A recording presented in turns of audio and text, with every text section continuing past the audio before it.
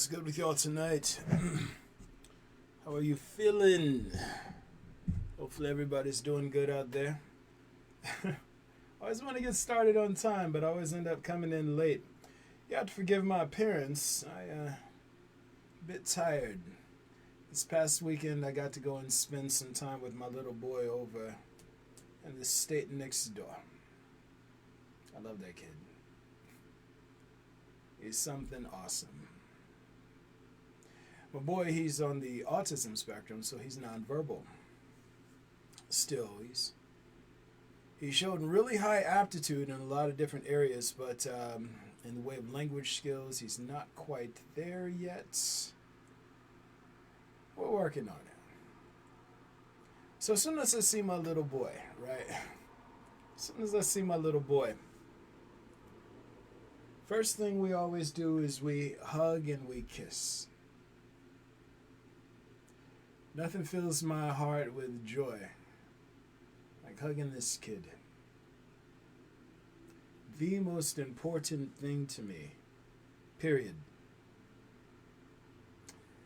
So I go to pick him up, give him a hug. Just as I'm ready to kiss his cheeks, man, he looks at me, he's like, right into my face. Right into my face. And lo and behold, I just looked at him and I was like, touche. Touche. The man hit me with the ooga booga. And I started coming down with a few symptoms. Kind of hit me a little bit harder last night. Fortunately, I'm back on my vegan diet, so things don't stay in my system too long. But he caught me. It was even though he's nonverbal, it was kind of like it's like, in our way of communicating, I'm like, boy, what did you just give me?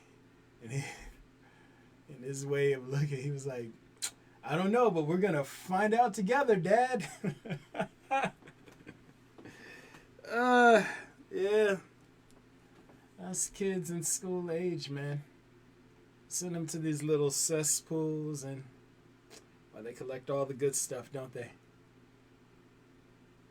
So he was actually bedbound for most of the weekend, which put a damper on our time together. But any second I get to spend with him, it's like heaven. That's my guy. That's my guy. So, you have to forgive me. The reason why I give you that backstory is because while I'm in the process of dialing in to read these principles to y'all, I'm a bit congested and, I'm feeling a little bit groggy. You see the bags under my eyes. I'm looking kind of tired. And I have my luster sheen on me today. I'm joking. I never have any luster sheen, but yeah. Tonight's podcast, the subject of tonight's podcast is forgiveness isn't real. All right? Forgiveness does not exist in reality. So, let's talk about a couple of different concepts, right? We're going to talk about apology, we're going to talk about forgiveness, and we're going to put these into a grand state of,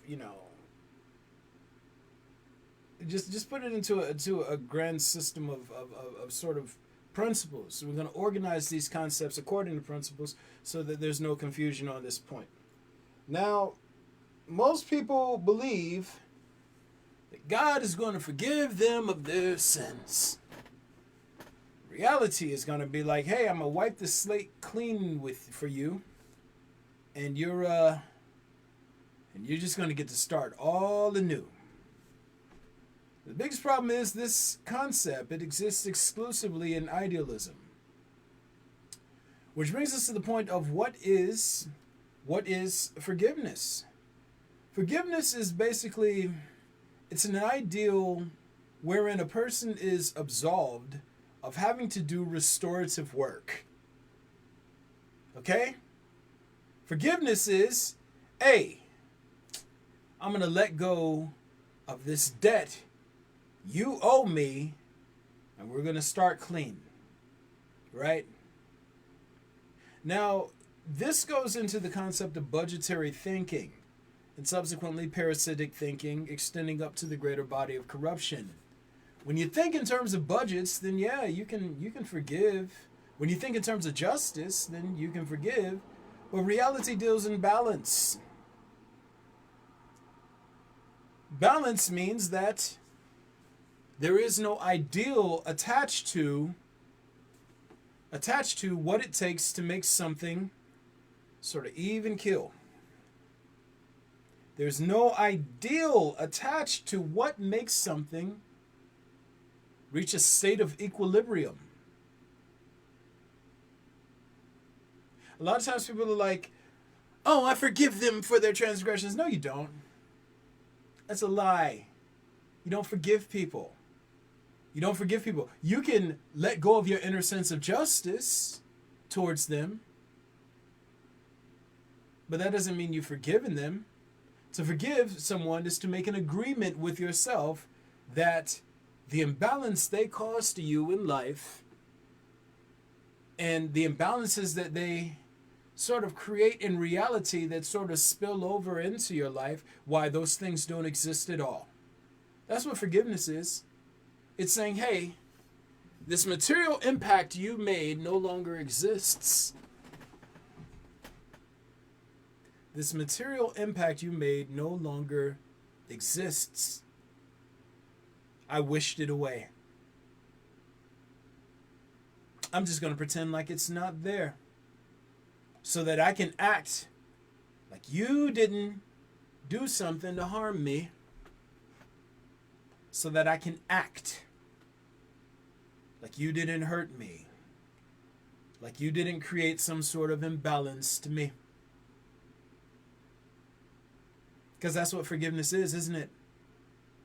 It's deep social acting. We forgive. I forgive. Nah. No, you don't. Reality deals in balance. Why is it important to understand that? Because, hell, in reality, if you create an imbalance, guess what? It becomes your responsibility to offset the imbalance. You have to rectify the wrong.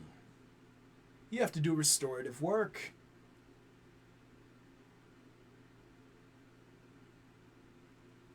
You can't act your way out of balance, out of restoring balance, out of repairing situations you messed up, or, sort of dealing with wrongs you've done to others. You can't act your way out of that. You can't act your way out of someone having done you wrong. No. Someone creates an imbalance. They better go to try to balance it out. They better go try to balance it out. That doesn't have anything to do with deep social acting. It doesn't have anything to do with ideals. If you make a mess, clean it up. If you hurt somebody, figure out how to help them heal.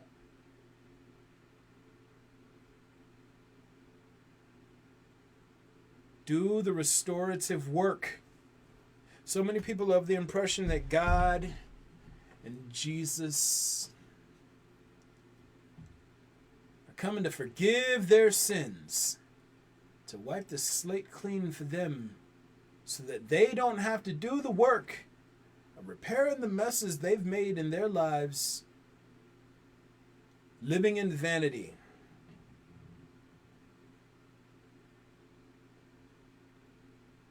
Living for self, living selfishly, living greedily.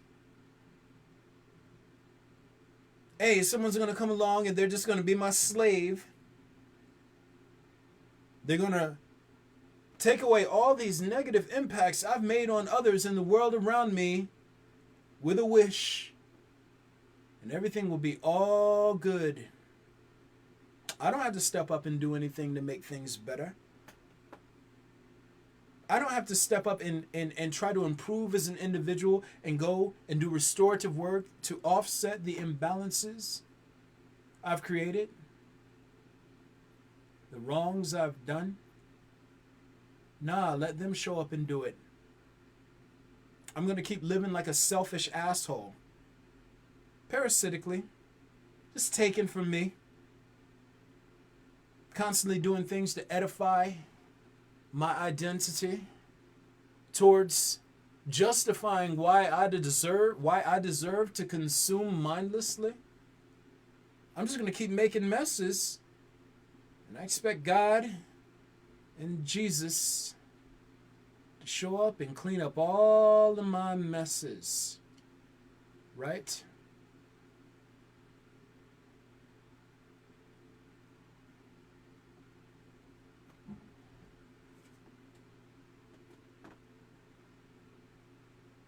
You expect someone to show up and clean up messes for you. You expect reality itself to clean up messes for you. Look at the state of this world. Look at the state of the world. People living for self, constantly consuming, constantly pursuing their own comfort, amusement, and satisfaction at the expense of the body of this planet, at the expense of others around them.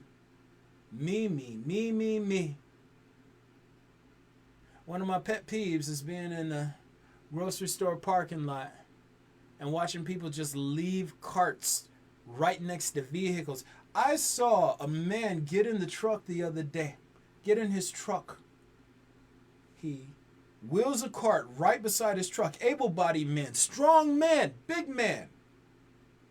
Loads up his car, gets in, and drives off.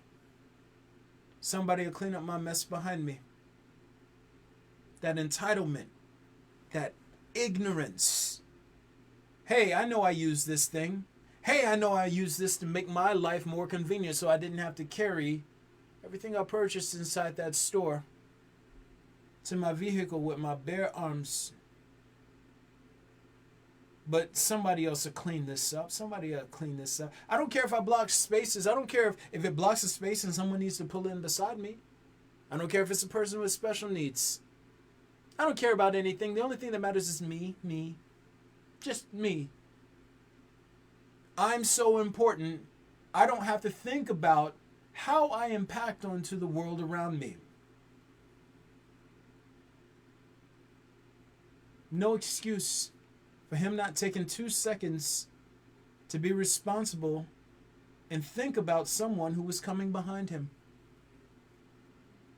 Such life forms need to be expunged from existence with extreme prejudice. No system of selfish entities can sustain. And reality is the meta system of all systems. Such corrupt life forms have no place in reality. None. Lost in the idea of him. The biggest problem that we run into is most of you are wildly narcissistic.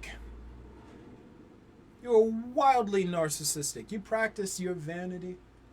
You practice your self-idealizing. You practice your competition. You practice your envy, your jealousy. You practice your aggression, don't you?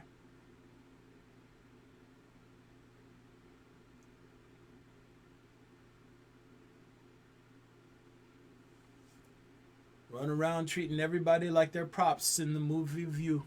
Like everyone and everything is simply exploitable and disposable. You treat everything like an artifact to be acquired, exploited, and discarded. You go around and you're like, hey, why this person is saying things that that don't edify how great I am. I'm going to lash out at them. I'm going to take my anger and frustration out on them, show them they're not as great as they think they are. Until you bring it to the wrong one. Your vanity, your narcissism, it gets you in trouble every time. I mention all this because through the years, there have been several of you who have tried to aggress against me. Several. A lot of them are people who don't know me, people who don't get a chance to understand or recognize, assuming anyone can recognize, what's going on.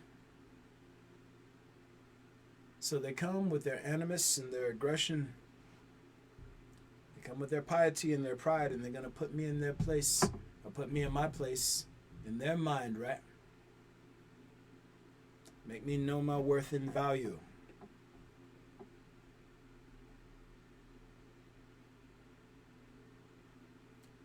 Some people do it in front of me, directly to my face. Most do it behind my back. The rumor mills, the slander,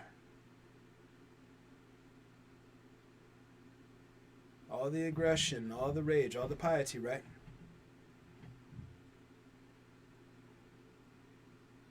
I get that a lot of people do it because they're afraid, and the only thing that they know how to do is lash out at things that scare them. I get that.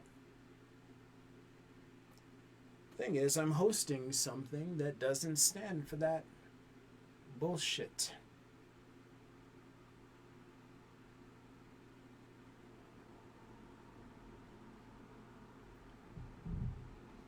So Donald King, the man,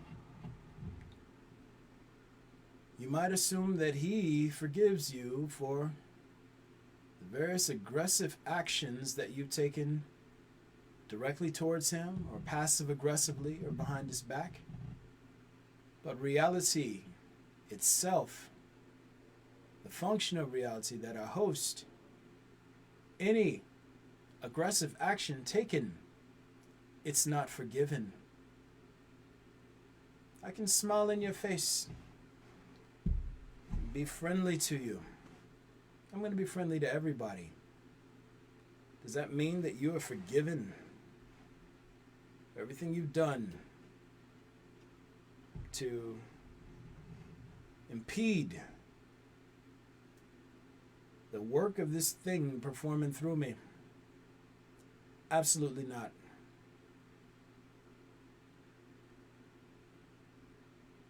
There is no forgiveness. None. That is a human concept.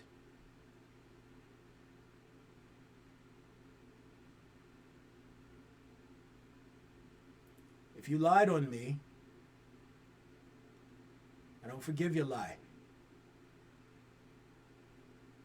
You're going to do the restorative work. You're going to go back and tell the truth. If you conspired against me, I don't forgive you. If you conspired against me, then you're going to go back and you're going to undo the conspiracy.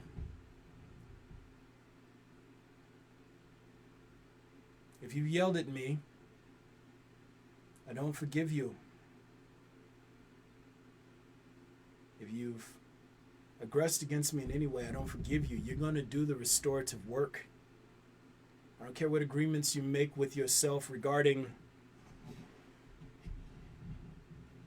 our relationship or the nature of our relationship or what that entitles you to. No. I don't forgive you. You slandered me. You're going to go back and you're going to undo everything that you said. You're going to fix it. You're going to make it right. Or we'll just deal with each other when we do. There is no forgiveness. If you stand in the way of what I'm doing in any way, shape, or form, if you try to impede me, if you try to impede the thing that's working through me, You're going to go back and you're going to help clear the path, or we'll deal with each other when we do. But there is no forgiveness. None. Nothing makes you be an asshole.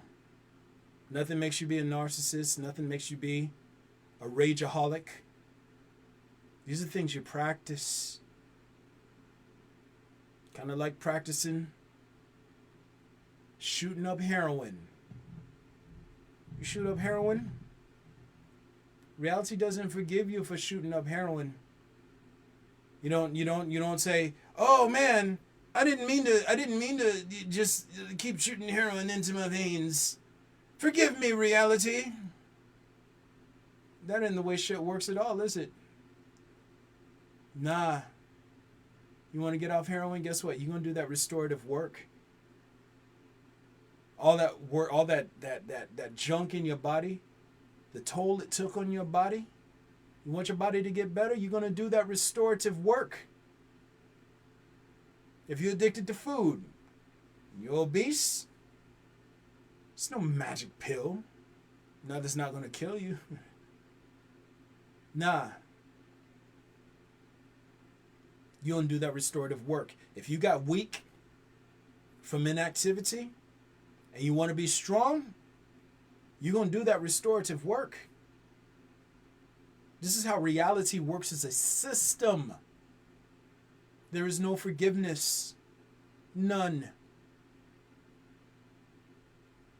It is a human concept. Reality deals in balance. You make a mess, you clean it up. If you make a mess, you clean it up. If you destroy something, you work to repair it. If you sow seeds of division, you work to unify. But the agreements you all make with yourself on reality's behalf, and I'm speaking again just according to how I see the system, only thing you do is get yourself in more trouble. The more you block reality out, sort of double down into and hunker into your inner story, is the more corrupt you become. The more corrupt you become is the more indistinguishable from corruption you become. The more indistinguishable from corruption you become is the more reality as a system views you as a necessary threat to it and a thing that must be destroyed.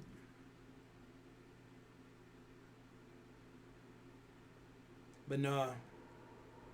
You don't get to make all these messes and then just be like, "Oh, God forgives me."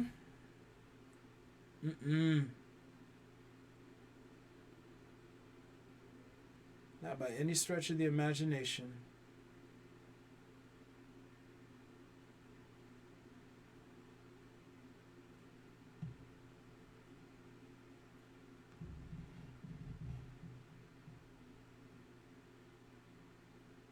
Earlier, I'm talking about all the ways in which people have aggressed against me.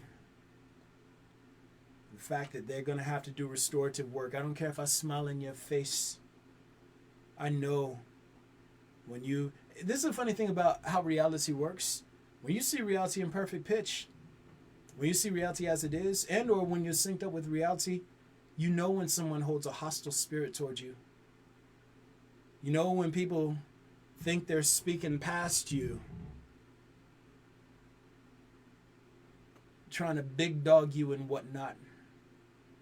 Every single time I see somebody say some little slick shit, I know exactly who they're talking to, is talking about. Even when they're trying to talk past me and to each other, I see you every time. Every time. I don't care if we're cool. I don't care if we're not. There's never a situation in which I don't know what you're doing, in which I don't understand what you're doing. There's never a scenario in which I don't understand your aggression and your true motivations towards me at all time. At all time. Doesn't matter if you guys talk to each other or talk past me, you have secret codes or inboxes. I don't care if you have a group against me or whatever. There's no scenario in which I don't understand exactly what's going on. And I only mention that to say this. It's not even about me. The reason why I tell you guys about that is because you're not aggressing against me. You're aggressing against the thing performing through a man that simply doesn't stand for that shit. The only thing that would ever want to aggress against what I'm hosting are agents of corruption,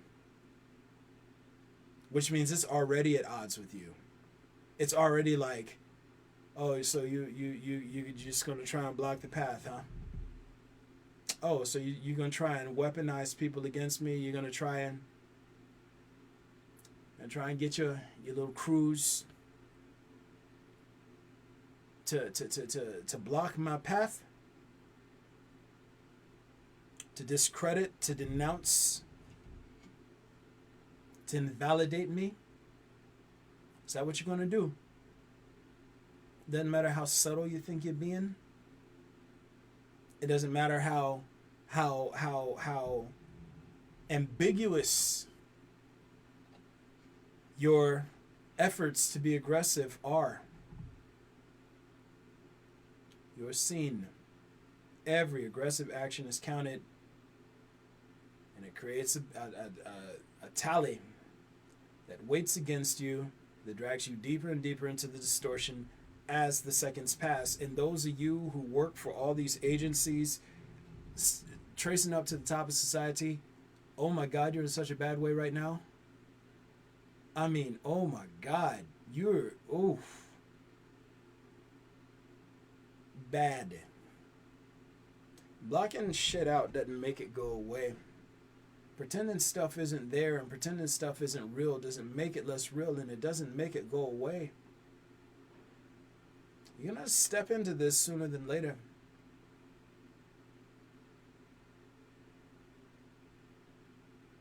You're gonna have to step into it sooner than later, and my suggestion would be to do it sooner. The earlier you get a jump on it is the more options you have. The longer you wait, fewer options you have, but you already know that because this is how reality works. You can observe that shit on this side of reality. When you know something is there and it needs to be dealt with, the longer you put it off is the worse shit gets. It's not a hard principle. It works this way, it works that way on this side, it works that way on the other side. Hence why I speak allegorically and literally simultaneously. It applies to both sides.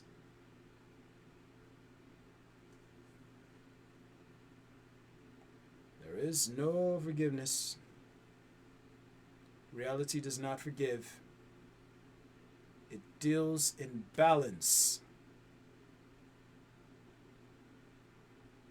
Make a mess, clean it up.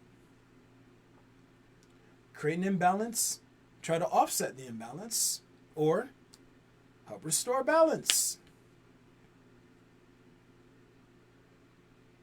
But, oh, I'm going to pretend it's not there anymore. I'm just going to pretend this material impact made on me is wiped away. Nah, it doesn't work that way. Jeffrey Dahmer. Jeffrey Dahmer used to,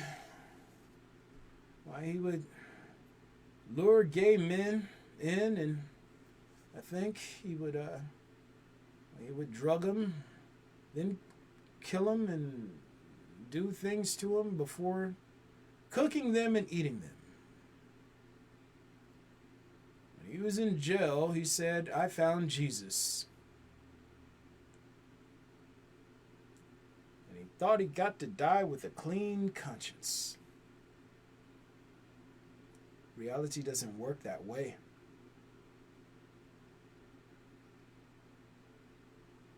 Period. The agreements you make with yourself have no bearing on how the system functions. Period.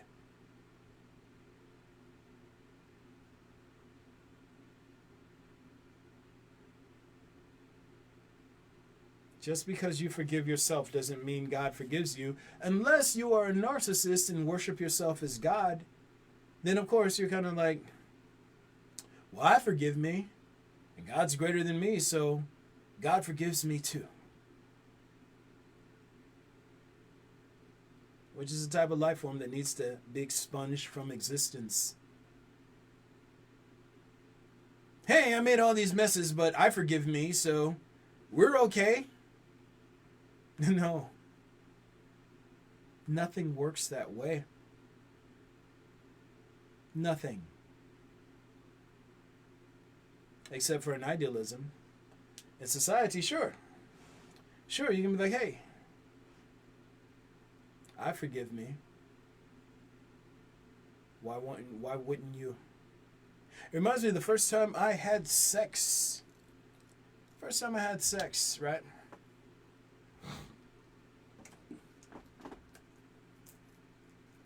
Yeah.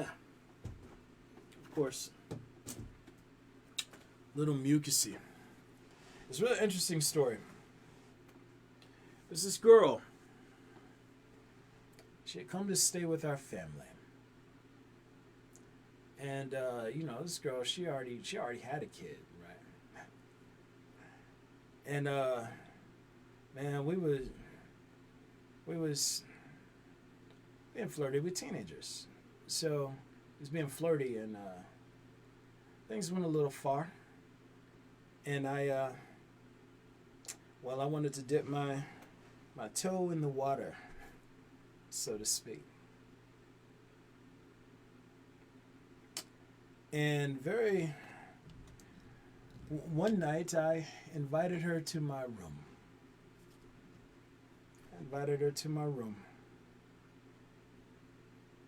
I was going to know what it was like that night, right? Lasted all of 5 seconds. It was terrible. Probably for her. But prior to us getting into the deed, this is during the time when I was still flirting with the idea of becoming a Jehovah's Witness. She asked me, but what about Jehovah before we commenced? And I'm like, oh, he'll forgive me. Oh, he'll forgive me. Because my idea of God was very much subject to and contingent upon my desire. That's something I never really lived down. See, the thing is, even though I didn't believe in that particular faith system ever, really, the idea that I would so flippantly throw something I was unsure of, but that a decent majority of my life was based around, the idea that I would throw it away so flippantly so that I could get something I desired. It let me see my character in that moment. I think that's when I started to kind of change a little bit, for the better. My sense of self, my desire was my idea of God.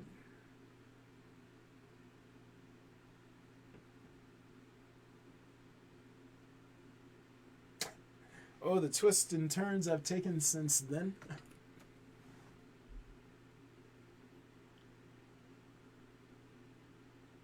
Never would have thought I'd come full circle with it, yet here we are. But I was like, he'll forgive me. Granted, I'm like 15 or 16 at the time, so I mean, the folly of youth. Dumb, young, and full of cum. For some of us, the only thing that changes is age. But yeah, man. He'll forgive me. That plays in my mind often because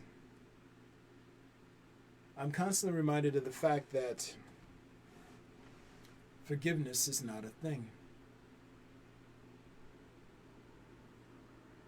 You do restorative work. Racist cop down in Georgia, old girl, she broke into the guy's house, shot him, said she didn't mean to. She thought she was in her house. The family is like, we forgive you. I understood what they were trying to do and that they were trying to not hold on to their inner sense of justice and their inner sense of rage. But their forgiveness was a lie. They maybe pitied her. They maybe tried to let go of their own sense of justice, but forgiveness, no. There was no restorative work. She didn't even take ownership of the fact that she did anything wrong, and nothing was done to make it better. She didn't take ownership of what she had done. So there's no way that she did anything to sort of offset the imbalance she created. So many of you narcissists running around, so many of you aggressive betas, you ideologues, you righteous judges running around here, bullying people for your amusement and satisfaction, trying to take over the legal justice system so you can weaponize it against those you train yourself to hold contempt for. Look at all the imbalances you've caused in reality. Not just to the groups that you train yourself to hate. Look at all the imbalances you've caused in reality. You think those just go away?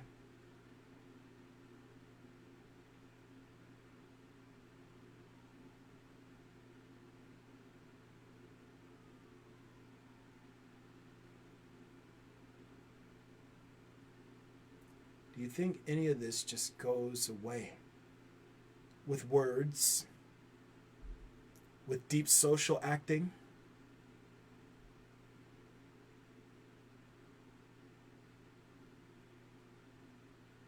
No, you make a mess, you clean it up.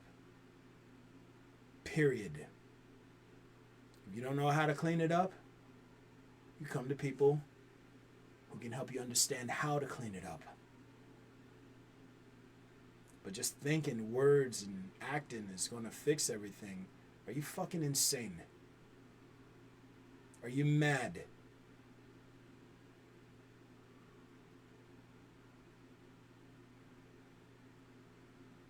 Done damage, clean it up. Blocked a path, unblock it.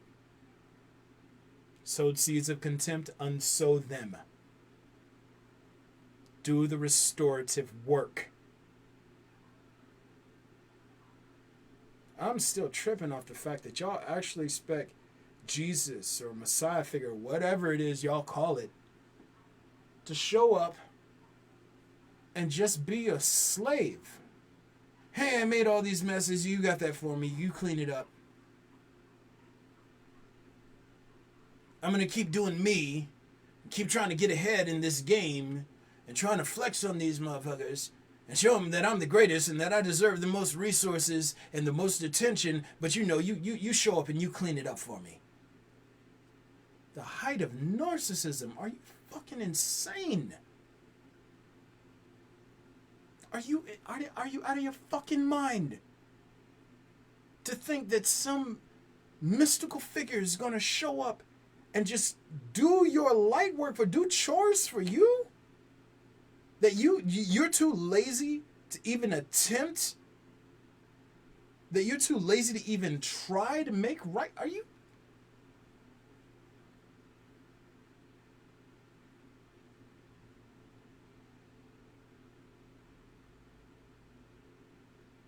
Are you mad?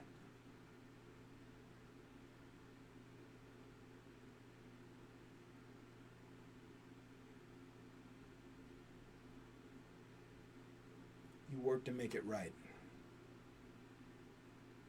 You work to make it right. If you don't, I'm going to say it like this.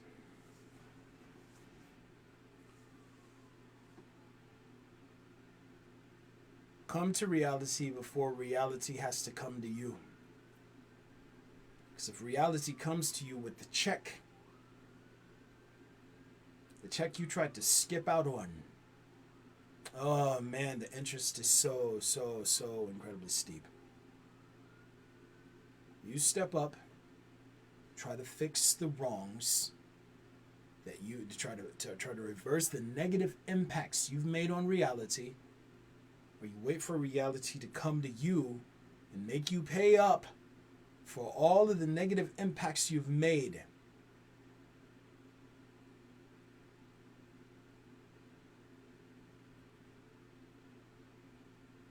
I'd choose the former if I were you.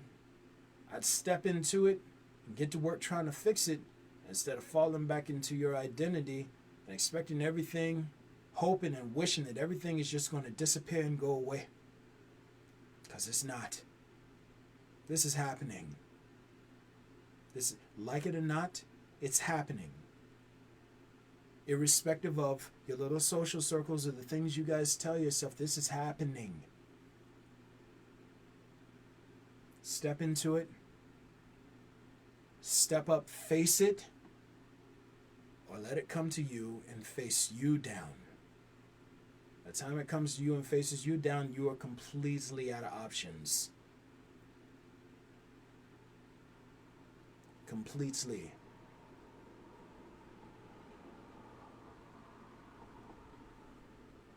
This is not a game.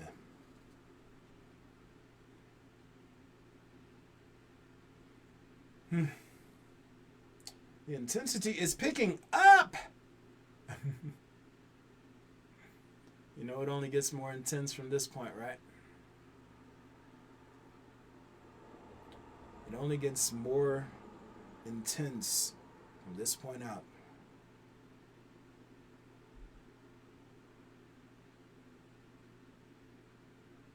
It's 10:10.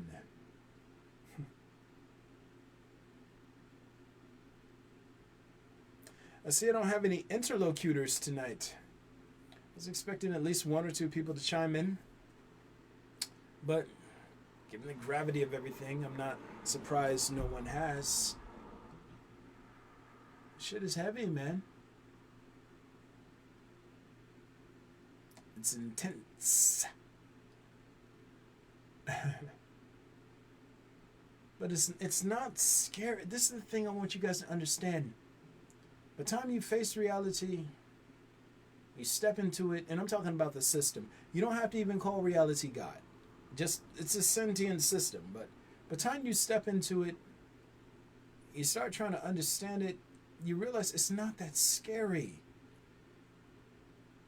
It's not that scary. The majority of what makes reality scary for y'all is idealism. Shirk idealism, start looking at things for what and how they are. Facing shit down, looking it clean in the eye, and all of a sudden you got options. Not only do you have options, but you realize what you were running from all along was never really that scary to begin with.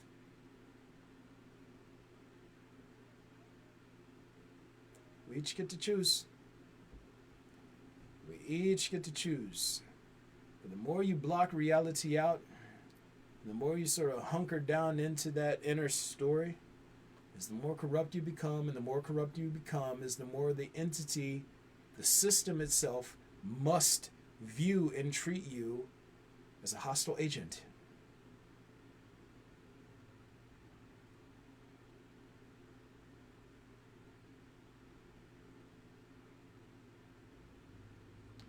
Come on in, guys. The water's warm. Walk it out with your boy. I got you. Don't care where you are on the spectrum in terms of corruption or whatever. You want to rock, we can rock. You want to hold up in your pride, then you will have your reward.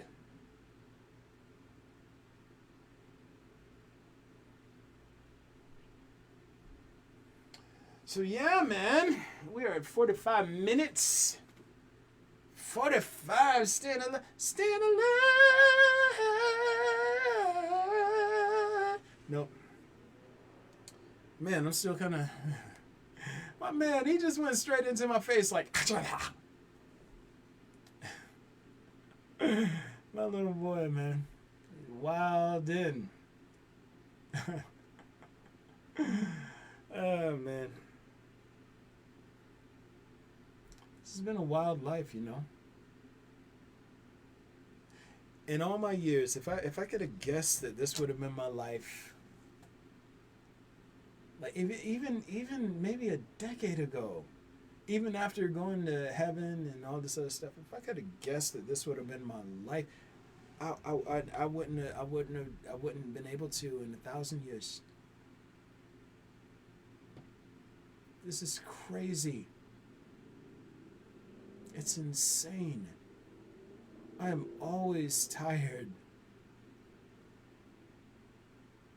I'm always tired and always pushing and trying to find reserves of energy that I don't even know exist. That's the cool thing about reality, though. You don't need to believe in what you can do. All you have to do is try. And reality will tell you when you can't go any further.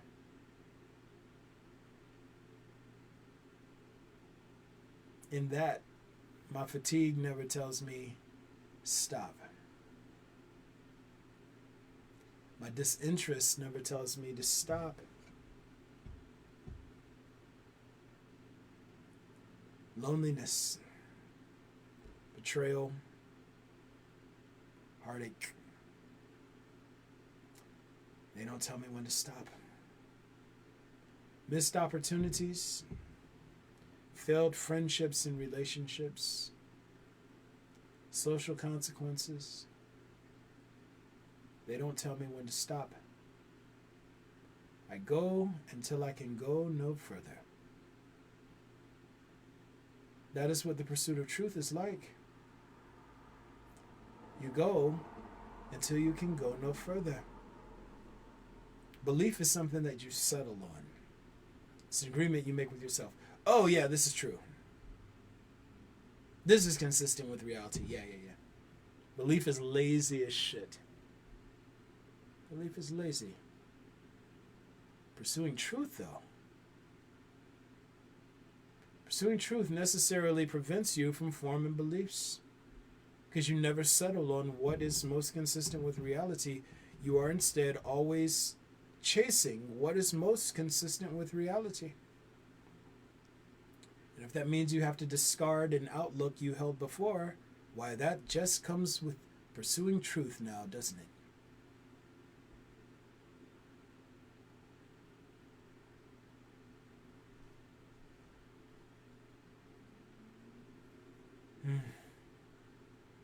Wild days, wild days.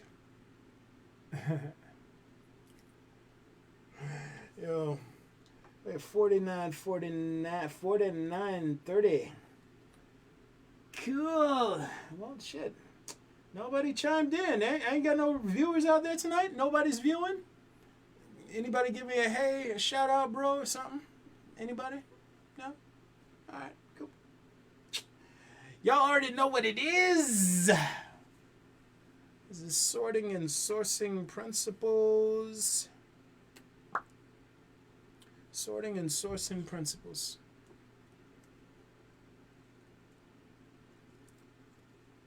There are different categories of principles.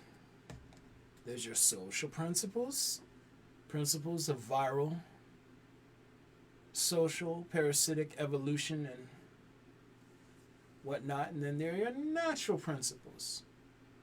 Natural principles, they have to do with how emergent forms and events and structures, according to the system of natural organization, how they ultimately come to pass and or unfold. everything that you all think you know about evolution falls to a preset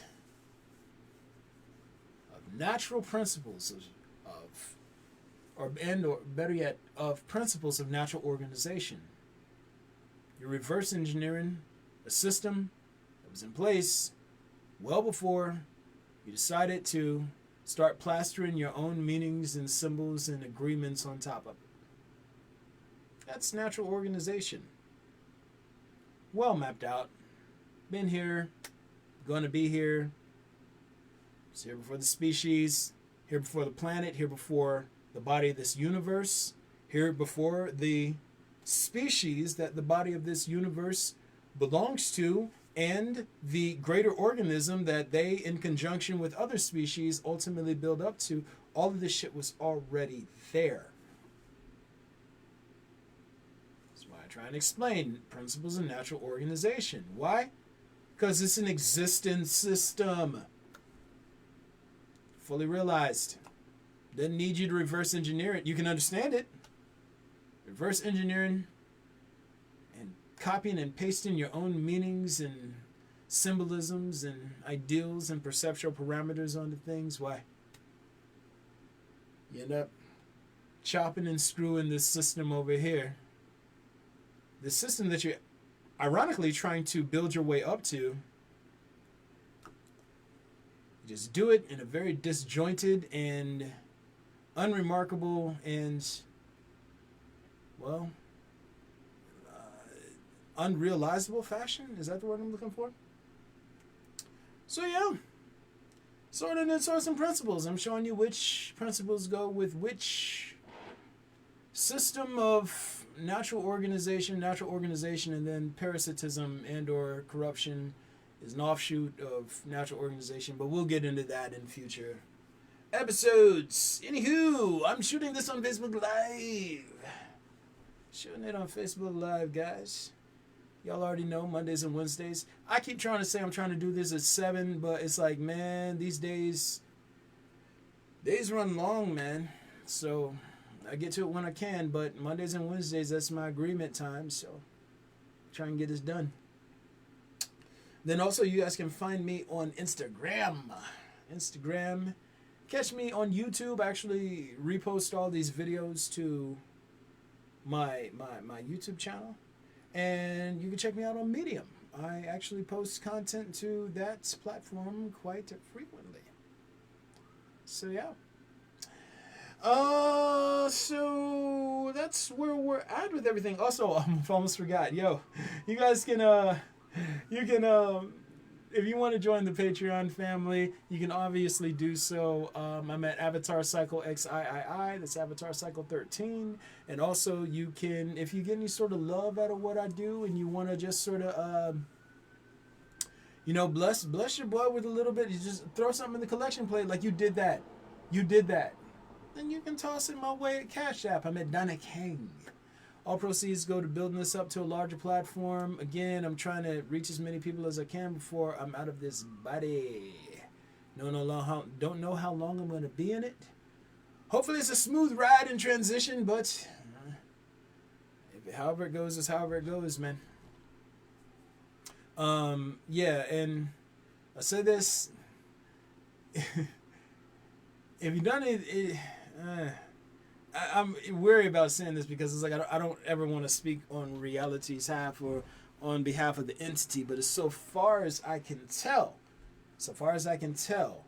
whatever you do to sort of help clear the path for this thing to be heard, it goes in the direction of sort of like offsetting negative impacts you've made on reality, so far as I can tell. I want to qualify it as such. So I think that doing things to help sort of clear the path is in everyone's best interest, but ultimately it is up to you. Soldier boy. What?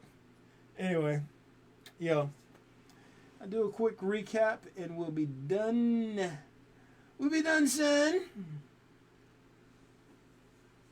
Quick recap. There is no such thing as forgiveness. None. Deep social acting and or relinquishing the inner sense of justice in words. They do not offset negative impacts, material impacts that are made on others or the world around you. No one is coming to magically make all of the problems you've incurred in life and all the damages you've made in reality. No one's coming to make that shit disappear. You get to do restorative work. If you shirk at the idea of restorative work, then you're corrupt. If you made negative impacts, if you made imbalances,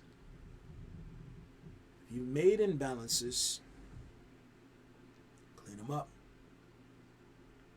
But no one is your slave. Reality itself is not your slave.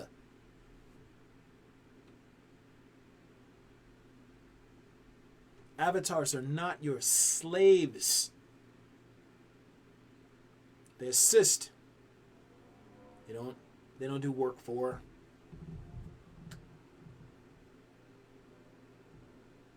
They do not. You are not to try and live and benefit at their expense.